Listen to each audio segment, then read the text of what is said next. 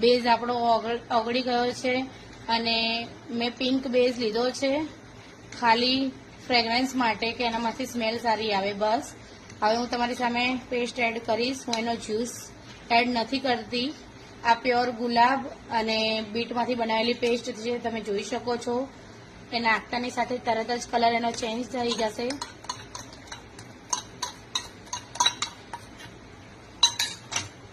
તમે જોઈ શકો છો.